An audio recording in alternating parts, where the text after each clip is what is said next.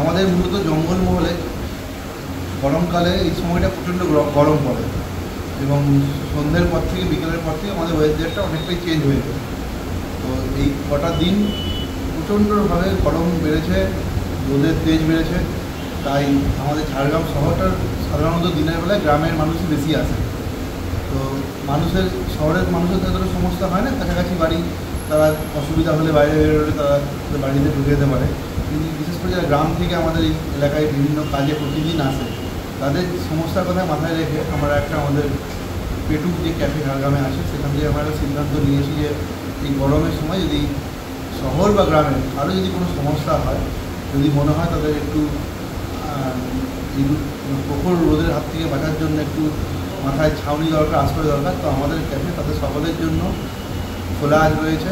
তারা আমাদের এই ক্যাফেতে আসতে পারেন। এর বিনিময়ে আপনাকে কিচ্ছু খেতে হবে না। আমাদের পক্ষ থেকে এটা করেছি ব্যবস্থা যে আমরা গ্লুকোজ জল যারা আসবেন তাদের সকলকে আমরা আমাদের পক্ষ থেকে তাদেরকে গ্লুকোজ জলের ব্যবস্থা করেছি। তারা গ্লুকোজ জল খান, আমাদের ক্যাফেতে আসুন। আপনারা শরীরে যে কোনো সমস্যা হয় আপনারা এসে এখানে আশ্রয় নিতে পারেন। তার জন্য কোনো কিছু খেতে হবে না, কোনো কিছু অর্ডার নিতে হবে না। এটা আমাদের একটা মানবিক উদ্যোগ, আমাদের এই